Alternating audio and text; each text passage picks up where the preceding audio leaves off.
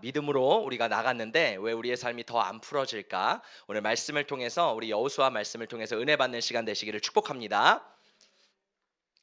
여호수아서는 어떤 말씀이냐면 우리가 예수님을 믿고 예수님을 따라가는 신앙의 여정을 보여주고 있어요. 그래서 이 여호수아와 이스라엘 백성들이 믿음으로 요단강을 건너게 됩니다. 우리가 이것을 어떻게 비유할 수 있냐면 우리가 예수님을 믿고 물 세례를 받아서 신앙생활을 이제 막 믿음으로 시작한 것과 같아요.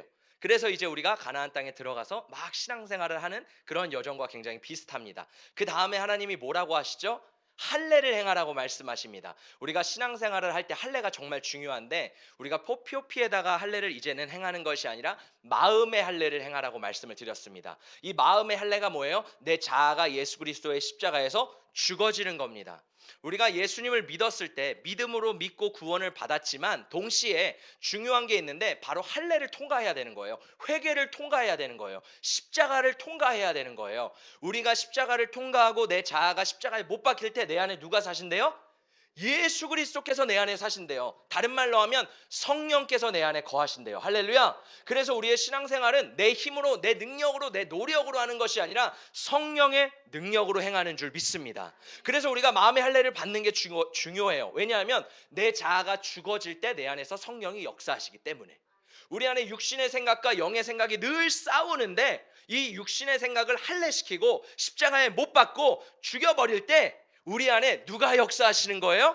살아계신 성령님께서 내 안에서 역사하시는 줄 믿습니다. 그래서 이 사람은요 성령의 감동에 따라 이제 막 가기 시작해요. 자, 그런데 여기서 끝나는 게 아닙니다. 오늘 말씀에서 하나님께서 이제 여호수아에게 어떻게 말씀하시냐면 여호수아가 이제 할례를 받고 이스라엘 백성들이 모두 다 할례를 베풉니다. 얼마나 아팠을까요? 고통스러웠을까요? 시간이 지나서 유월절을 하나님 앞에 지키고 이제 드디어 여호수아가 말씀해 보니까 여리고성에 가까이 갔대요. 야, 이제 드디어 우리 가나안 땅을 점령하면 되는구나. 우리 앞에 여리고성이 있다. 이제 무너뜨리자. 막 하는 중간에 갑자기 하나님께서 여호수아를 멈춰섭니다. 하나님의 군대 장관, 이 하나님의 천사가 여호수아 앞에 칼을 들고 나타나서 멈춰 서라는 거예요. 여러분, 이 말씀을 보면 참 이상하지 않아요? 우리가 생각했을 때 하나님께서 분명히 가나안 땅을 주셨으면 바로 전쟁에서 취해야 되는데 왜 이렇게 할 일이 많은 거예요? 할례를 받아라, 멈춰서라, 뭘 해라. 너무너무 복잡한 과정들을 통해서 하나님께서 이 여리고성을 주시는 것을 우리가 볼 수 있습니다. 왜 하나님께서 이 여호수아와 이스라엘 백성들을 계속해서 막으실까요? 우리가 느껴질 때 막는 것처럼 느껴지잖아요. 우리가 신앙생활을 하면서 앞으로 가려고 하는데 뭔가 막힐 때, 뭔가 답답할 때, 뭔가 주저할 때, 그럴 때가 있다라는 겁니다. 하나님께서도요 우리의 삶 가운데 많은 기도 제목들이 있어요. 아마 여러분이 가지고 계신 오랫동안 하고 있는 기도 제목이 있을 것 같아요. 자녀의 문제, 가정의 문제, 배우자, 남편이 예수 믿는 것, 뭐 수만 가지, 여러 가지 기도 제목을 우리가 오랫동안 하나님 앞에 가지고 있는데 해결되지 않는 겁니다. 왜 도대체 하나님은 우리 삶의 여리고성을 무너뜨리지 않으시지? 많은 사람이요 여기서 포기하고 낙심합니다. 그리고 그만둬요. 근데 믿음은 무엇이냐면요, 여러분, 믿음은 보여져서 믿는 게 아닙니다. 하나님의 약속을 취하면서 걸어가는 거예요. 비록 더디다고 느껴지고 비록 하나님이 막으시는 것 같지만 정말 믿음의 사람은 어떻게 하냐면 거기서 포기하고 낙심하는 것이 아니라 끝까지 하나님 앞에 나아가는 사람인 줄 믿습니다. 할렐루야. 여러분, 신앙생활하면서 포기하지 마세요. 낙심하지 마세요. 막혔거든 그래도 끊임없이 믿음으로 나아가야 되는 줄 믿습니다. 왠지 아세요? 될 것 같으면요 믿음이 필요 없어요. 될 것 같은 건 상식입니다. 상식은 세상 사람들도 가지고 있어요. 그리스도인들은 뭘 가지고 있어요? 믿음이 있잖아요. 우리는 살아계신 하나님을 믿는 믿음으로 나아가는 건 줄 믿습니다. 할렐루야. 그래서 여러분 절대 포기하지 마시기를 바랍니다. 자, 오늘 막 포기하지 않고 앞으로 나아가려고 하는데 하나님이 또 막으시는 거예요. 그러면서 하나님께서 여리고성을 정복하기 위해서, 자, 여리고성이 뭘까요? 여러분의 삶 가운데 무너지지 않는 큰 성벽이 여리고성입니다. 이 여리고성이 무너지기 전에 하나님은 한 가지 더 스텝이 있다라는 거예요. 첫 번째 뭐예요? 요단강을 믿음으로 통과했습니다. 두 번째 할례를 받았습니다. 세 번째 과정이 또 있다는 거예요. 오늘 말씀해 보니까 그게 뭐냐면 신을 벗으라는 겁니다. 자, 성경에 보면 하나님께서 여러 사람들에게 신발을 벗으라고 말씀하시거든요. 모세를 부르실 때 신발을 벗으라고 말씀하시고, 여호수아를 오늘도 부르실 때 신발을 벗으라고 하시고, 예수님의 제자들을 만나실 때도 예수님께서 신발을 벗으라고 말씀하시고, 하나님께서는 오늘 우리에게도, 말씀을 듣는 우리에게도 뭐라고 말씀하세요? 신발을 벗으래요. 여러분 언제 신발 벗으세요? 저는 발에 땀이 찰 때, 발이 냄새 날 때, 발이 답답할 때 신발을 벗습니다. 여러분 언제 신발을 벗으세요? 집에 들어갈 때. 네, 감사합니다. 다들 너무 진지해서 제가 조크를 던졌는데 더 진지해지시는 것 같아요. 왜 설교가 미궁으로 빠지는 거지? 왜 설교가 점점 이상한 산으로 가는 거지? 여러분 하나님께서 신발을 벗으라고 요구하시는 거예요. 할렐루야. 자, 그러면 신발을 벗는 게 뭘까요? 신발을 벗는다는 의미가 뭘까요? 신발을 벗는 거는요. 내가 신발을 신고 있다라는 것은 내가 가고 싶은 곳으로 간다는 의미예요. 그렇죠? 우리가 집 밖을 나갈 때 신발을 신고 내가 가고 싶은 곳을 걸어가잖아요. 근데 하나님은 이상하게요. 신발을 벗으래요. 하나님께서 이 불에 타지 않는 떨기나무 가운데서 모세를 만나 주시는데 모세에게 뭐라고 말씀하시냐면 이 땅은 거룩한 땅이니 너의 신발을 벗으라고 말씀하세요. 그때 모세가 하나님 앞에 신발을 벗습니다. 근데 여러분 광야 아마 여러분 광야를 보시거나 또 가보신 분들은 아시겠지만 우리가 생각하는 사막이 아닙니다. 그냥 사막처럼 고운 모래밭이 아니에요. 광야는 돌들과 풀 엉겅퀴가 막 얽혀 있는 그러한 되게 빡빡하고 힘든 땅이 광야입니다. 그럼 모세가 광야 생활을 할 때 신발을 벗으면 발에 피가 나고 얼마나 불편하겠어요. 근데 하나님은 왜 신발을 벗으라고 말씀하셨을까요? 왜냐하면 모세는 그동안 내가 원하는 대로 내 삶을 살았습니다. 내가 가고자 하는 대로, 내가 생각하고자 하는 대로 살았어요. 모세는 애굽의 왕자였죠. 그래서 모세가 40세가 됐을 때 모세 안에 열정이 있었던 것 같아요. 모세 안에 의로운 마음이 있었던 것 같아요. 어쩌면 모세라는 이름이 물을 건너다, 뭐 구원하다 이런 이름도 있잖아요. 그래서 이스라엘 백성들을 내가 구원해야 될 사람이라는 것을 어머니를 통해서 어렸을 때부터 끊임없이 들었을 수도 있습니다. 그래서 모세 가운데 어떤 마음이 있었냐면 애굽 사람이 이스라엘 백성들을 막 학대할 때 모세가 자기 의로 이 애굽 사람을 쳐 죽입니다. 내가 원하는 대로 했어요. 내 의로, 내 생각에 맞는 대로 행동한 거예요. 근데 하나님이 보실 때는요. 하나님이 원하시는 뜻대로 그 방법대로 모세가 나아가고 있지 않은 겁니다. 그래서 모세는 어떻게 해요? 40년을 방황합니다. 여러분 내 힘으로 내 생각대로 내 신발을 신고 걸어가면요. 인생을 방황하게 돼요. 인생을 시간을 낭비하게 돼요. 아마 여기서도 어떤 분들은 예수님 앞에 막 내가 신앙생활을 시작하고 정말 예수님을 인격적으로 만나고 성령 안에서 그 성령의 인도하심을 받아 지금 하나님이 정말 카운트하시는 인생을 매일매일 살아가는 분들도 있는 반면 또 어떤 분들은 오랜 기간 하나님을 떠나서 방황하고 하나님을 모르게 살아가다가 이제 모세와 같이 하나님을 만나서 이 신발을 벗고 주님을 따라가는 여정을 시작한 분들도 계시다는 거예요. 중요한 것은 신앙생활은요 내가 원하는 대로 내 방식대로 걸어가는 것이 아니라 내 신발을 벗는 것을 신앙생활이라고 말을 합니다. 할렐루야. 우리가 열정이 있어요. 필요합니다. 그런데 내 열정보다 중요한 것은 방향이잖아요. 우리가 어떤 방향으로 걸어가는지가 정말 중요한데 하나님께서는요 너가 원하는 방향 말고 너가 생각하는 방향 말고 너가 옳다고 생각하는 방향이 아니고 내가 인도하는 방향대로 가려면 너의 신발을 벗어야 돼. 여러분 가운데 벗어야 될 신발은 무엇입니까? 오늘 말씀을 통해서 벗어버리기를 예수님의 이름으로 축복합니다.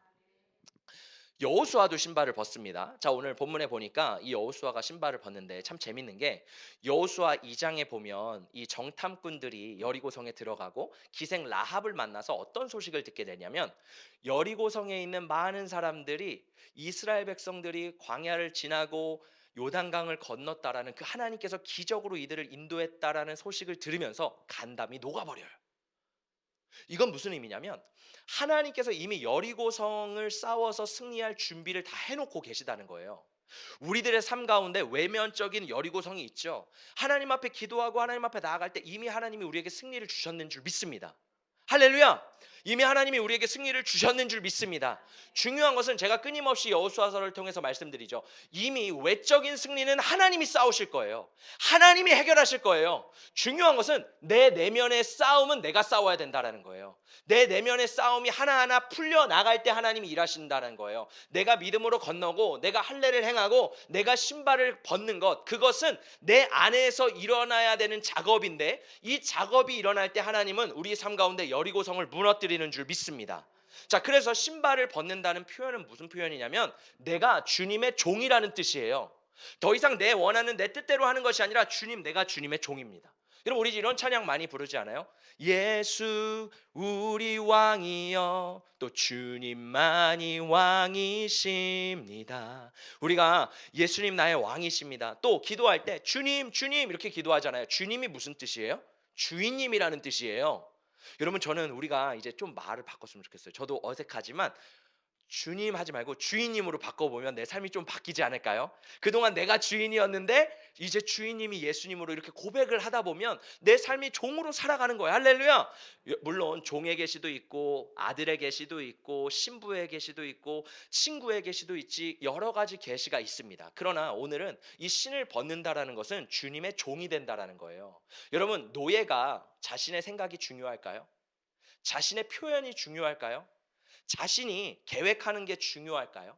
하나님이 왜 굳이 이스라엘 백성과 여호수아에게 신발을 벗으라고 말씀하실까요? 지금 여리고성에 들어가서 여리고성 전투를 해야 돼요. 근데 하나님 뭐라고 말씀하시냐면 여리고성을 매일 하루에 한 바퀴씩 돌라는 거예요. 그리고 일곱째 날은 7번 돌래요. 그럼 몇 개예요? 숫자를 세면 13번이죠. 제가 얼마 전에 교보문고를 가가지고 제 아내랑 수능 문제집을 쫙 봤어요. 깜짝 놀랐어요. 야, 너무 어렵다. 이거 우리나라 사람들은 도대체 어떻게 공부해서 이 수능을 보고 대학을 가냐. 저희 청소년부 친구들에 대한 긍휼의 마음이 들더라고요. 그래서 제 아내가 여보 이거 봤지? 애들 더 잘해줘 이러더라고요. 그럼 얼마나 힘듭니까? 우리 더하기도 안 되잖아요. 지금 6 더하기 7도 안 되는데 어떡합니까? 우리 어떻게 세상을 살아가요? 할렐루야. 6 더하기 7은 맞아요. 잘했어요. 아우 너무 잘하셨어요. 자, 하나님이 말씀하시는 거예요. 얘들아, 하루에 한 바퀴씩 돌고 마지막 날은 7바퀴를 돌아야 돼. 하나님 말씀하시는데 이스라엘 백성들이 여기서 아직 마음의 태도가 순종할 태도가 아니에요. 그럼 뭐라고 할까요? 왜요? 아니, 왜 그렇게 해야 돼요? 하나님 그냥 한 번에 13바퀴 돌아버리면 안 돼요? 하나님 말씀하시는 거 얘들아 조용히 돌아야 돼. 말하면 안 돼. 그리고 마지막 날 너희가 소리를 지르는 거야. 왜요? 아니 처음부터 그냥 소리 질러서 처음부터 무너지면 되는 거 아니에요? 하나님 왜 굳이 그래야 되는 거예요? 얘들아 너희가 언약궤가 먼저 가야 되는 왜요? 하나님 전쟁인데 군대가 가야죠. 여러분 이게 우리의 모습이라는 거예요. 우리가 예수님을 믿는다고 하지 주님을 주인이라고 고백을 하지만 우리의 삶 가운데 주님이 말씀하시면 뭐라 그래요? 왜요? 내 생각엔 이렇게 하면 되시는데 왜 하나님 굳이 이렇게 돌아가라고 말씀하세요? 왜 굳이 하나님 이렇게 답답한 방법을 쓰세요? 하나님 그냥 가만히 계세요. 제가 할게요. 이게 우리의 모습 아니에요? 이게 우리 신앙생활의 모습이잖아요. 그래서 하나님은 우리에게 뭐라고 말씀하시는 거야? 너의 신발을 좀 벗어줄래? 여러분 신발을 좀 벗어주시겠어요? 우리 교회에 이제 신발을 좀 벗어야 될 것 같아요. 믿음의 예언의 방식으로 신발을 벗고 들어와야 될 것 같아요. 왜냐하면 그럼 내가 주님 앞에 나는 종입니다. 인식할 거 아니에요. 여러분 하나님께서는요 우리의 신발을 벗으라고 말씀하십니다. 왜요? 진짜 싸움은요 여리고성을 무너뜨리는 게 아니라 내 내면의 싸움이거든요. 이 내 내면 안에 신발을 벗을 때 돌파가 일어난다는 거예요. 왜 내가 신앙생활을 열심히 하는데 왜 안 막힐까요? 왜 기도도 열심히 하는데 막힐까요? 주님 앞에 순종해야 될 부분들이 있는데 우리는 그걸 그냥 무시하고 넘어갑니다. 아유 이 정도는 왜요 하나님 그냥 이거는 무시해 주세요. 하나님 이거는 싫어요. 하나님 이거는 그냥 넘어가 주세요. 왜 그러세요? 이렇게 하면서 우리는요 하나님과 딜을 하고 조정을 하면서 그냥 넘어간다라는 그러면요 영적인 원리에서 그 다음 스텝이 없습니다. 하나님은요 단계가 있는데 우리의 삶 가운데 내가 내려놔야 될 것이 있으면 내려놔야지 예수를 따라갈 수 있다라는 거예요. 할렐루야. 여러분 우리는요 이 구원과 순종을 굉장히 구분해서 생각합니다. 구원과 순종은요 뗄래야 뗄 수 없는 하나가 된 거예요. 자 보세요. 우리가 예수님을 믿음으로 구원을 받았습니다. 근데 예수님을 믿음으로 구원을 받으셨죠. 할렐루야. 여러분 구원 받으셨어요? 확신이 없으시네요. 구원 받으셨어요? 자 그러면 구원 받았다면 그 다음에 뭐가 있어야 되냐면 순종이 있어야 되는 거예요. 근데 우리는 어떻게 해요? 순종하면 좋고 싫으면 안 해도 되고 그냥 순종을 옵션이라고 생각합니다. 내가 해도 되고 안 해도 되고 어차피 보이지 않는 하나님인데 이 사랑의 하나님인데 눈 감아 주시겠지. 여러분 구원이 뭐예요? 하나님의 백성이 되는 거잖아요. 이제 마귀의 종에서 하나님의 종이 되는 거잖아요. 의의 종이라고 지난주에 배웠잖아요. 죄의 종에서 의의 종이 됐다고 했잖아요. 우리는 하나님의 종입니다. 그럼 종은 뭐예요? 주인의 말에 순종하는 거예요. 우리가 구원을 받았다. 요즘은 자유가 막 만연한 시대잖아요. 그래서 우리도 착각을 합니다. 신앙생활도 내 마음대로 하면 되겠지. 아니요. 신앙생활은요, 여러분 예수 안에서 하는 겁니다. 그때 자유가 부어지는 거예요. 우리는 아우 그 안에 들어가면 속박 있지 않아요? 여러분 진짜 자유는요, 예수 안에 들어갈 때 주어지는 거예요. 왜? 울타리가 쳐져 있기 때문에. 근데 우리는 어떻게 해요? 그 자유를, 그 순종을 별로 하고 싶어 하지 않아요. 그러면서요, 하나님의 백성의 기본적인 태도는 뭐냐면 순종과 복종이라는 거예요. 구원받은 하나님의 자녀라면 내 마음대로 내가 꼴리는 죄송합니다. 내가 꼴리는 대로 신앙생활을 하는 게 아니라 어떻게 해야 된다고요? 순종하고 복종하면서 주님의 말씀을 따라가는 거예요. 오늘 말씀처럼 한 걸음 한 걸음 누구와 함께? 주 예수와 함께. 나 따로 예수님 따로 걸어가는 게 아니라 내 신발을 벗고 주님의 신발을 신고 예수님과 한 걸음 한 걸음이 걸어가는 것이 우리의 구원의 여정인 줄 믿습니다. 할렐루야. 자, 그래서 하나님이 저에게 하셨던 훈련이 있었어요. 하나님이 저에게 하셨던 훈련은 뭐냐면 사람에게 순종해라. 여러분 이게 진짜 어려운 거 아세요? 제가 부교역자로 있을 때 사역을 하다 보면 좋고 기쁜 일도 있죠. 그런데 내가 잘 못하는 사역이 맡겨질 때도 있고, 내가 생각했을 때 이 사역은 요렇게 해야 된다라고 내 기준이 있을 수도 있고, 또 부당한 부탁을 받을 수도 있고, 또 내가 생각했을 때 이거는 아닌데 싶은 것들이 우리가 살다 보면 있잖아요. 사역도 있고 우리가 삶을 살아갈 때 다 있습니다. 근데요, 하나님이 저에게 요구하시는 것이 하나 있었는데 무엇이냐면 사람에게 순종해라. 저는 이게 되게 안 믿겨졌어요. 아니 하나님께만 순종하면 되는 거지 왜 사람에게 굳이 순종해야 돼? 제 마음이 부대끼는 겁니다. 여러분 저는 미국에 살다 왔기 때문에 한국의 문화가 지금은 이제 완전 코리안이 돼버렸어요. 완전 토종입니다. 한국 김치가 없으면 못 먹어요. 근데 그 전에는 생각 자체가 굉장히 외국적인 사고방식이기 때문에 동등하다고 생각을 했거든요. 이런 하나님 앞에 순종한다라는 개념이 좀 희미했던 것 같아요. 그래서 내가 왜 이거 해야 되는데? 이런 마음이 드는 거예요. 근데 하나님이 계속 어떻게 하시냐면 이 미션을 주세요. 제가 순종을 안 하는지 사람을 통해서 이 미션을 주세요. 근데 제가 하나님 저 싫어요. 이거 하기 싫어요. 그러면 또 다른 미션을 주세요. 비슷하지만 또 다른 미션을 주세요. 제가 싫어요. 그럼 또 다른 미션을 주세요. 하나님은요, 내가 그걸 통과할 때까지요, 계속 여러 가지 방식으로 미션을 주십니다. 이스라엘 백성들이 왜 광야를 40년 돌았어요? 하나님이 주신 미션을 통과하지 못했기 때문에.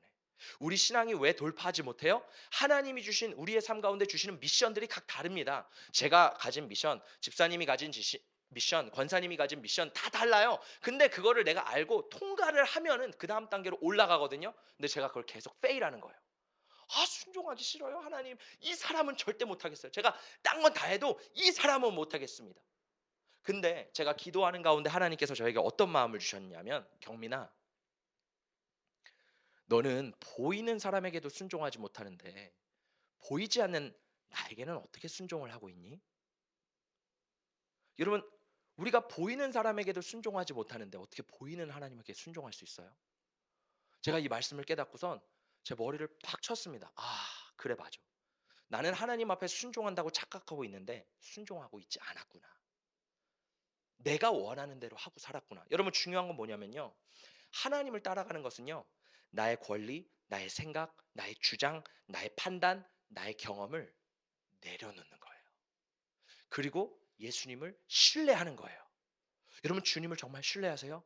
하나님께서 여러분의 삶을 모든 것이 합하여 선을 이루시고 최선의 것을 최고의 것을 여러분에게 주시는 걸 믿으세요? 이것이 믿어지는 은혜가 있기를 축복합니다.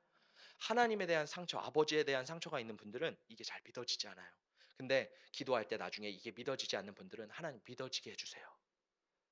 하나님 신뢰하게 해주세요. 저도 제가 하나님 완전 신뢰하는 줄 알았거든요.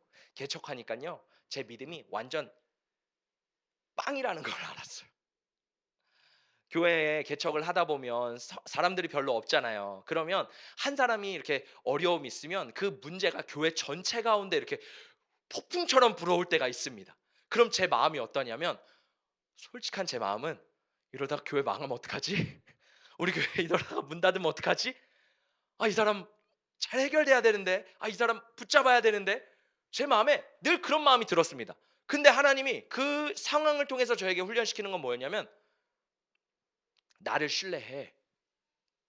사람 바라보지 마. 문제 바라보지 마. 나를 신뢰해. 나를 바라봐. 하나님 계속 그 얘기를 하시는데, 제가 작년에 비해 훨씬 더 하나님을 신뢰하는 마음이 커졌습니다. 그리고 매달 시간이 지날수록, 여러분 개척교회는 뻑뻑하고 힘들 때도 있잖아요. 그 시간을 통해 제가 믿음이 성장하더라고요. 제가 하나님을 더 신뢰하게 되더라고요. 재정의 문제 마찬가지입니다. 사람의 문제 마찬가지입니다. 여러 가지 문제들, 많은 사람들이 막 걱정하세요. 목사님 괜찮으세요? 괜찮아요. 여러분 괜찮다고요. 왜요? 저는 하나님을 믿기 때문에. 할렐루야. 사람들이 말합니다. 목사님 제가 혹시 빠지면. 괜찮지 않아요. 빠지면 안 돼. 그거는 안 돼. 정신을 차려야지. 근데 제 안에 어떤 신뢰가 있다라는 거예요? 하나님을 믿는 신뢰가 있다라는 거예요. 우리 안에 뭐가 있어야 돼요? 여러분 개척교회 오셨잖아요. 뭐가 생겨야 되는 거예요? 저도 이거 배우듯이 여러분 안에 이게 배워져야 돼요. 하나님을 신뢰하는 믿음. 어떠한 상황에서도 하나님 날 인도하신다. 어떠한 상황에서도 하나님은 나를 선하게 인도하신다. 어떠한 환경 속에서도 하나님은 나를 보호하시고 지켜주신다. 할렐루야. 저는 늘 그런 두려움 가운데 있었습니다. 잠을 이룰 수가 없었어요. 우리 교회 문 닫아야겠다. 계약이 이제 남았는데 이거 어떻게 갚아내야겠지? 막 별 생각이 드는 거예요. 근데요, 하나님을 신뢰하기 시작하니까 하나님께 그냥 맡겨버리는 거예요. 내 신발을 벗어버리는 겁니다. 여러분 가운데 있는 여러분의 신발, 내가 하겠다는 것 내려놓으시기를 예수님의 이름으로 축복합니다. 할렐루야. 자, 그래서 이 예수님도 마찬가지예요. 예수님도 제자들을 부를 때 뭐라고 말씀하시냐면, 너에게 있는 것을 버려두고 나를 따르라고 말씀하세요. 여러분 예수님 믿으실 때 여러분 가지고 있는 거 다 버려두고 예수님 따르셨죠? 그럼 여러분 다 무리네요. 이 무리와 제자가 있는데, 무리는요 버려두지 않고 그냥 예수님을 따라가요. 그리고 예수님이 주시는 빵과 떡을 먹고 예수님이 주시는 치유를 누리고 임재를 누려요. 다 누려요. 거기까지. 근데 문제가 생기면, 신앙생활에 빨간불이 들어오면 예수님을 떠나요. 그래서 예수님이 그러잖아요. 제자들에게 무리가 다 떠나니까 너희도 떠나려느냐. 무리는요 버리지 않았기 때문에 그냥 쉽게 떠날 수 있습니다. 제자는 달라요. 예수님이 제자들을 부르실 때 말씀해 보면 제자들이요 자신의 모든 것을 버려두었대요. 여러분, 여러분의 삶 가운데 있는 그 신발을 버리시기를 축복합니다. 예수를 이왕 믿으면 버리고 믿어야죠. 여러분 왜 이렇게 중간 줄타기 하세요? 줄타기 하지 마시고 올인하시기를 예수님의 이름으로 축복합니다. 할렐루야. 저는 줄타기 하는 사람 제일 싫어요. 이렇게 줄타고 이렇게 줄타고. 여러분 화끈하게 예수를 믿을 거면 제대로 믿고, 안 믿을 거면 그래도 믿고. 할렐루야. 안 믿으면 또 안 되니까요. 여러분 예수님 믿을 때 버려둬야 되는 거예요. 어떻게 했어요? 베드로와 안드레는 어떻게 했어요? 그물을 버렸어요. 요한과 야고보는 뭘 버렸어요? 아버지와 배를 버렸어요. 와. 부자 청년은 재물을 예수님이 버리라고 말씀하셨어요. 그리고 사도 바울은 뭘 버렸어요? 자기 확신과 자기 경험과 자기 의, 로마 시민권 여러 가지를 버리고 예수를 따랐습니다. 여러분 예수님을 따랐던 사람은 구약 신약 다 동일해요. 신발을 벗고 예수를 따랐다라는 거예요. 왜 버려야 될까요? 이 신발이 뭘까요? 이게 뭐냐면 나 이런 사람이야 라는 거예요. 돈 있는 사람은 돈을 믿고요, 나 돈 있는 사람이야. 명예가 있는 사람은요 명예를 믿고 나 명예 있는 사람이야. 학위가 있는 사람들은 학위를 믿고 나 박사야. 그래서 박사님 이렇게 부르잖아요. 좋아하잖아요. 그게 나라는 거예요. 그 신발이 나라는 거예요. 나 이런 존재야. 나 이런 대우를 받아야 돼. 근데 예수님 뭐라고 말씀하세요? 그거 버리고 예수 따르라는 거예요. 베드로가 예수님이 말씀하셨을 때 어떻게 했어요? 즉각 듣고 순종했어요. 할렐루야. 계산하지 않았어요. 재지 않았어요. 우리는 너무 많이 계산해요. 너무 많이 재요. 예수를 따르면 이거 될까 말까 그러다가 여기까지 오셨잖아요. 여러분 버리셔야 돼요. 그 생각을 버리세요. 그냥 올인하세요. 할렐루야. 여러분 근데 베드로와 다른 사람이 있었어요. 부자 청년입니다. 근심했어요. 근심하고 말씀해 보니까 돌아갔대요. 근심해요. 우리는 예수님이 나를 따르라 하면 근심합니다. 밤새도록 고민해요. 야 이거 따라야 돼 말아야 돼 이거 어떻게 해야 돼 늘 걱정 고민합니다. 여러분 고민은요 혼적인 영역이에요. 혼적인 영역에서는 영적인 게 나올 수 없습니다. 여러분 영적인 사람이 되기 위해서는 혼적인 것들을 내려놓을 수 있어야 돼요. 할렐루야. 나의 고민과 염려 하나님께서 내려놓으래요. 아무 걱정하지 말고 염려를 내려놓으래요. 할렐루야. 아무것도 염려하지 말고 모든 기도와 간구로 너희 구할 것을 감사함으로 하나님께 아뢰라. 그리하면 모든 지각에 뛰어난 하나님의 평강이 너희의 마음과 생각을 지키시리라. 할렐루야. 여러분, 우리의 염려를 버리시기를 예수님의 이름으로 축복합니다. 부자 청년은 어떻게 했어요? 근심과 염려로 가득했다는 거예요. 근데 베드로는 즉각적으로 순종을 했다라는 겁니다. 자, 중요한 게 있어요. 우리는 즉각적으로 순종하는 행동이 필요합니다. 다만 여기서 이 한 가지를 꼭 기억해 주세요. 하나님이 나에게 말씀하시면 그 말씀을요, 신중하게 우리는 분별해야 돼요. 할렐루야. 분별하는 게 죄가 아니에요. 분별하는 건 필요한 작업이에요. 왜냐하면 우리가 분별하지 않고 그냥 잘못 걸어갈 수 있기 때문입니다. 베드로는요, 분별했어요. 어떻게 분별했어요? 베드로가요, 밤새도록 물고기를 잡습니다. 근데 하나도 못 잡았어요. 예수님이 그때 뭐라고 말씀하세요? 깊은 데로 가서 그물을 건져라. 그때 깊은 곳으로 가서 그물을 내리니까 물고기를 가득 잡은 거예요. 그리고 예수님을 만났습니다. 그때 베드로가 뭐가 깨달아졌어요? 내가 죄인이구나.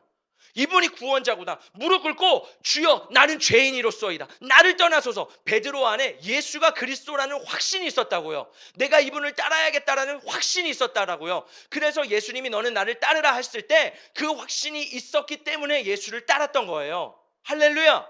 우리도 마찬가지예요. 여러분, 우리가 기도할 때요, 하나님 앞에 분별하고 기도해야 되는 줄 믿습니다. 왜냐하면 많은 사람들이요, 요즘은 반대로 해요. 어떻게 하는지 아세요? 하나님의 말씀인지 아닌지를요, 별로 깊게 생각하지 않습니다. 그냥 기도하다가 내 마음에 감동이 오면, 여러분, 우리 마음의 감동은요 100% 믿지 마세요. 분별을 해야 돼요. 하나님의 생각과 마귀의 생각과 나의 생각이 혼합되어 있다고요.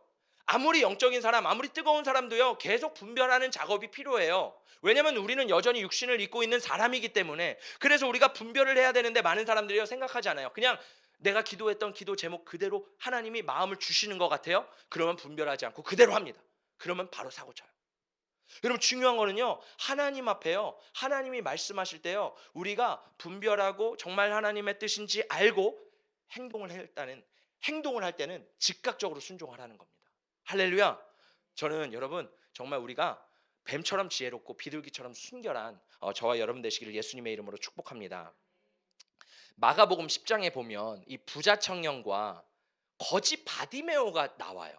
하나님이 이 둘을 이렇게 대비해서 보여주시는 것 같아요. 자, 예수님이 이 부자 청년을 보면서 사랑했다고 말을 하고 있어요. 와, 예수님이 사랑했다라는 사람은 별로 없었거든요. 뭐 나사로, 그리고 오늘 나오는 이름도 없는 부자 청년, 그 사람을 보고 사랑했대요. 왜냐하면 그 부자 청년은요, 어렸을 때부터 하나님의 말씀을 너무 잘 따랐던 거예요. 너무 잘 지켰던 거예요. 그리고 마음속에 어떤 마음마저 있냐면 영생을 얻고 싶은 마음이 있는 거예요. 나 영원한 생명을 얻고 싶어. 그래서 이분이 진리신가? 이분을 따라가야 되나? 그래서 예수님을 찾아온 거잖아요. 자, 그런데 이 부자 청년에게 예수님이 뭐라고 말씀하시냐면, 너는 너의 가진 모든 재물들을 다 팔아서 가난한 자들에게 주고 너는 나를 따르라. 할렐루야.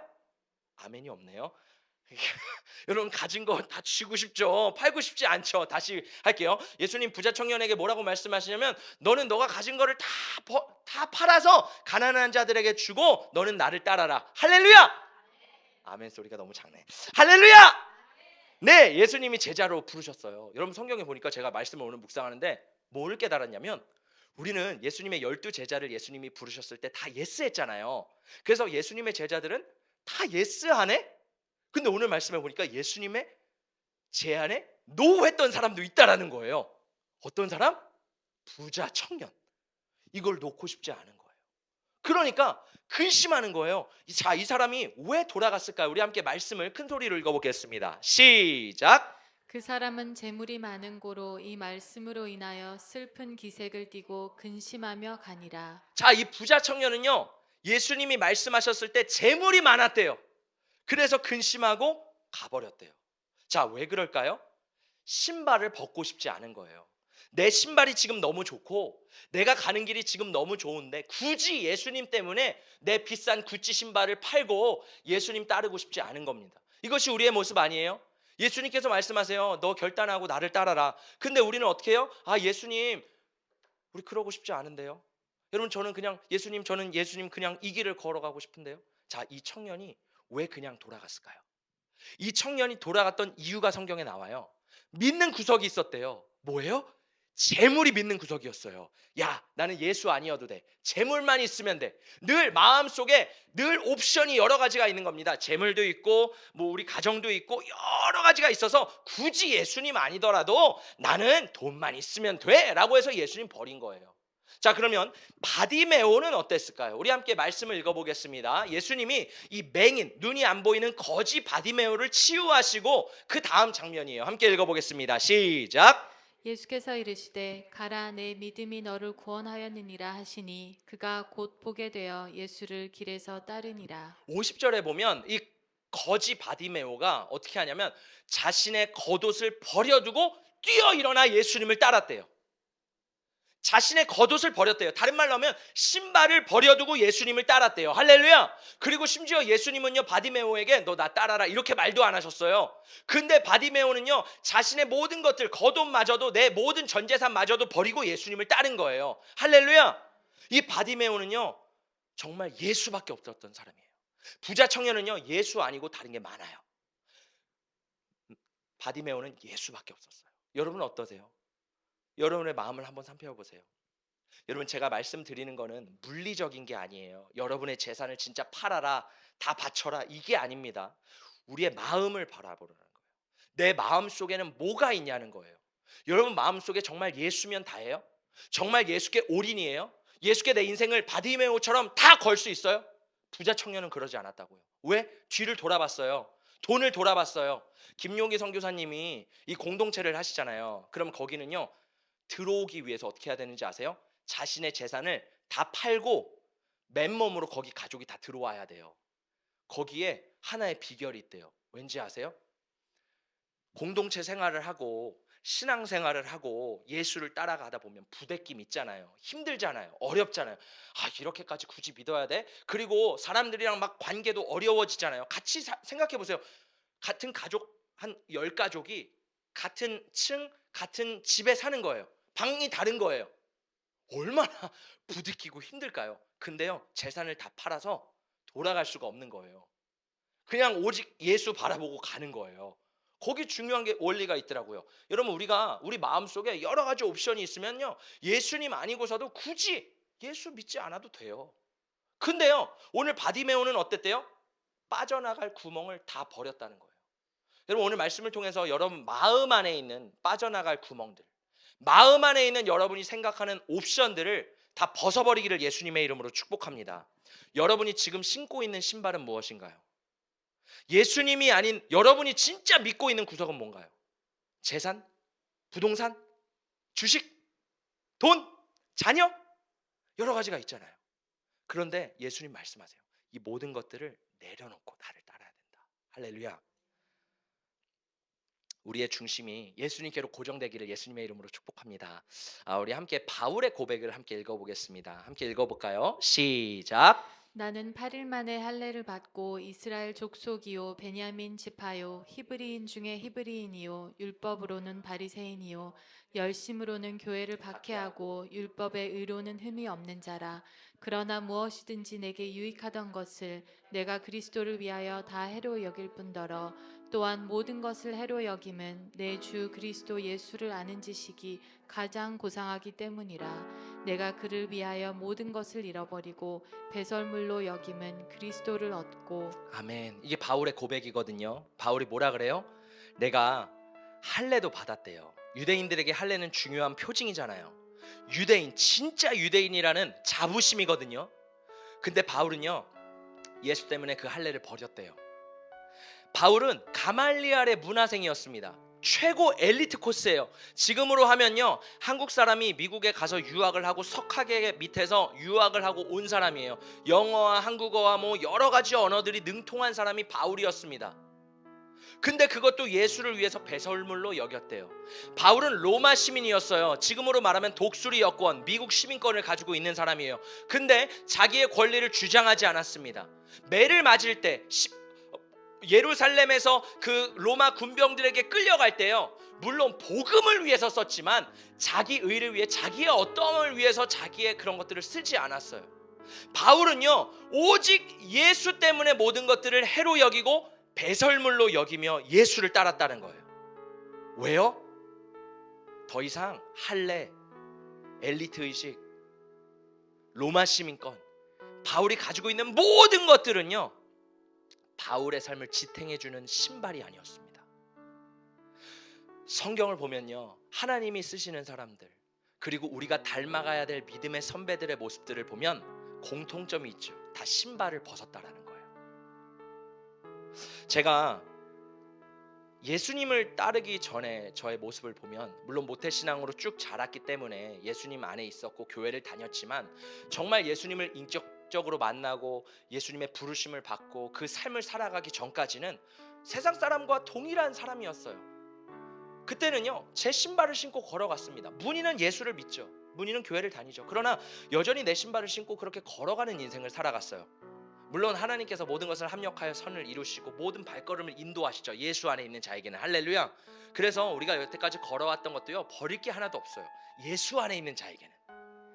예수 안에 들어가는 게 중요한 거예요. 그때 우리 과거에 있는 모든 것들도 하나님이 모든 것을 합력하여 선을 이루시는 분이신 줄 믿습니다. 자, 그런데 제 인생에 어느 순간 하나님이 신발을 벗으라고 말씀하시는 거예요. 제가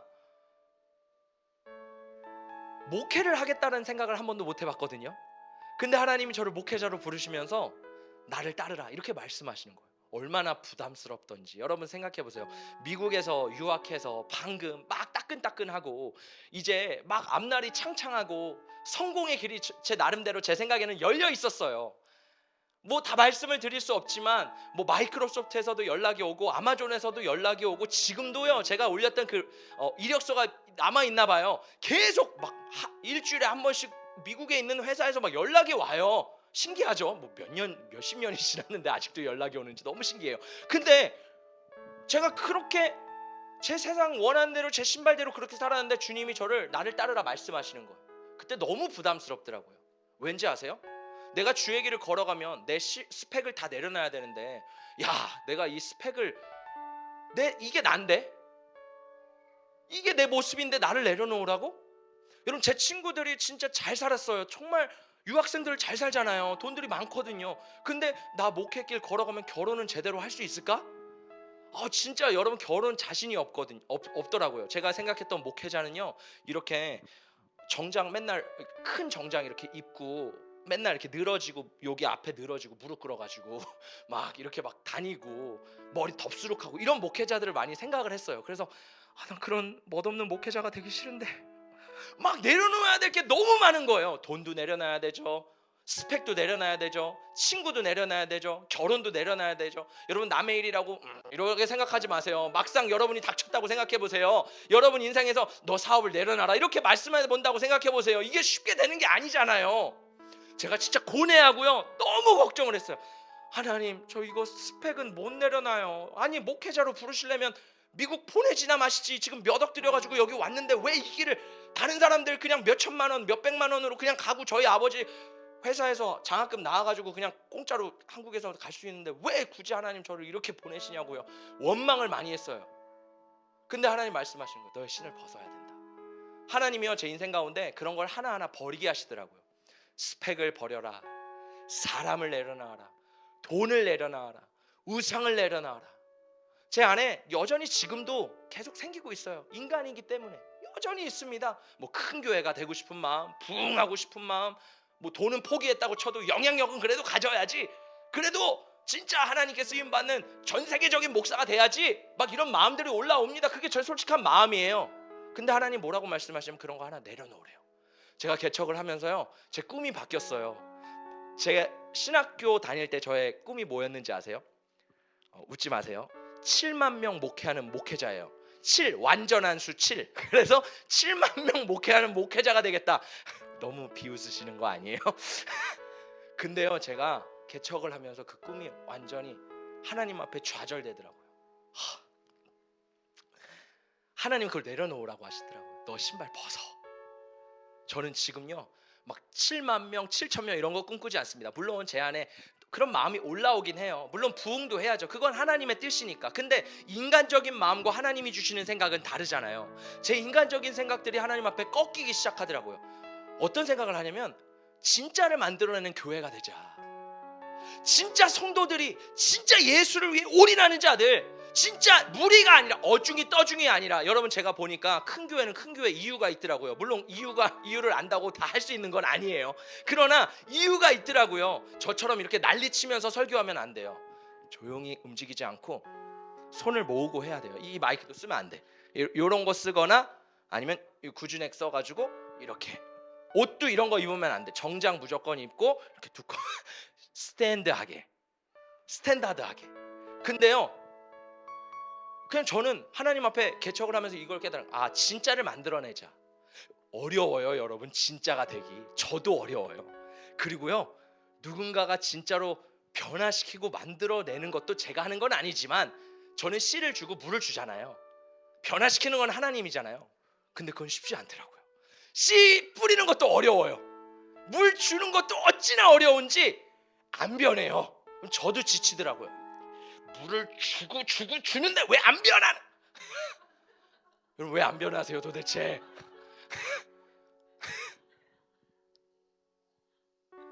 근데 하나님께서 그거 내려놓으라고 하시더라고요. 사람 변하는 것도 내려놔. 예전에는요 진짜 얼마나 배신감이 컸는지. 왜냐면요, 내가 믿었는데, 내가 심었는데 결과가 안 나오는 거예요. 얼마나 마음이 답답하겠어요. 여러분 생각해보세요. 내가 했는데 결과가 안 나오고 오직 엉겅퀴가 나온다고 생각해보세요. 좌절이 되는 거예요. 근데 이제는 깨달았습니다. 내려놔야 되는구나. 하나님 앞에 내 신발을 벗어나야 되는구나. 주님 앞에 나의 주권을 내어드려야 되는구나. 우리의 인생도 마찬가지입니다. 내가요 주권을 끌고 가려고 해요. 우리 교회도 마찬가지입니다. 하나님 앞에서 늘 담임 목회자로 하나님이 주시는 훈련은, 너 교회 아니야. 사람 교회 아니야. 돈 많이 내는 성도 교회 아니야. 말 잘하고 영향력 있는 사람이 주인 아니야. 예수가 주인이야. 할렐루야. 하나님 저에게 끊임없이 이거 가르쳐 주세요.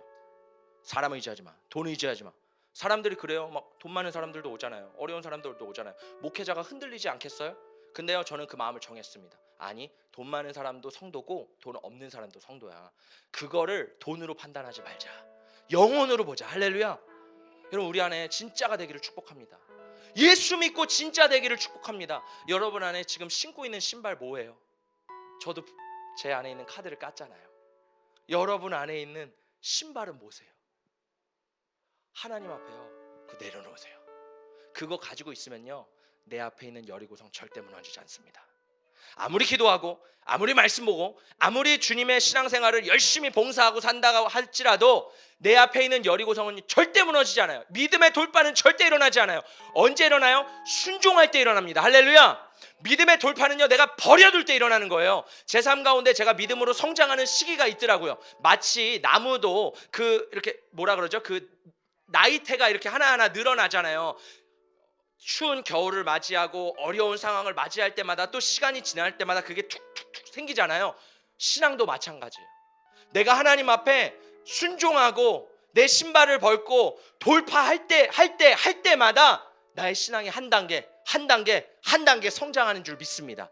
말씀 많이 본다고, 지식 많이 있는다고 변화되지 않아요.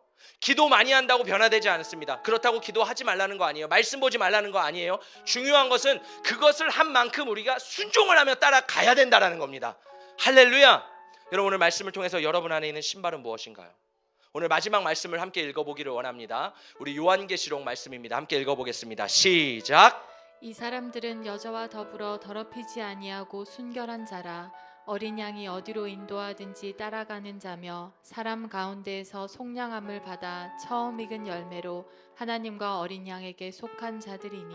아멘. 여러분, 요한계시록의 진짜 14만 4천 명의 진짜 성도들은 누구를 따라갔대요? 어린 양 대신 예수를 따라갔대요. 여러분, 지금 누굴 따라가고 계십니까? 예수를 따라가고 계십니까? 돈을 따라가고 계십니까? 성공을 따라가고 계십니까? 자녀를 따라가고 계십니까? 세상을 따라가고 계십니까? 오늘 말씀을 통해 어린 양이 어디로 인도하든지 따라가는 자가 되기를 축복합니다. 하나님, 나의 인생에 다른 것 따라가지 않게 해주세요. 돌아보지 않게 해주세요. 버려두고 믿는 구석 다 버리고 구멍 다 메꾸고 예수 따라가는 자가 되게 하여 주시옵소서. 할렐루야. 여러분, 예수 따라가기를 축복합니다. 그게 축복의 길이에요. 그게 내가 사는 길이에요. 제가 예수를 따라가다 보니까 감사한 것은 내 삶 가운데 여러 가지 문제들이 있는데 하나님이 그런 것들을 싸우시더라고요. 오늘 말씀에 보니까 여호수아가 우리에게 가르쳐 주시는 말씀 뭐예요? 우리 내면의 싸움을 싸워서 승리할 때 하나님이 싸우신다는 거예요. 제가 오늘 말씀을 준비하는데 하나님이 약간 이런 그림을 보여주셨어요. 내가 신발을 벗고 예수님을 따라서 함께 그 길을 걸어가는 거예요. 나는 그냥 걸어가요. 나는 너무 기쁘게 그냥 길을 걸어가요. 근데 제가 저 자신을 이렇게 보고 있는데 제 주변에 하나님께서 이 어려움과 문제와 또 여러 가지가 있을 수도 있습니다. 근데 그런 것들을 막아서시고 돌파하게 하시고 하나님이 밀치시는 걸 보는 거예요. 그전에는 내 힘으로 했거든요. 내 힘으로 막 안간힘을 쓰면서 했거든요. 근데 이제는 내가 하나님의 말씀에 따라 하나님의 신발을 신고 걸어가니까 하나님이 싸워주신다라는 거예요. 여러분, 이 은혜가 있기를 축복합니다. 하나님 안에 거하는 자가 되시기를 예수님의 이름으로 축복합니다.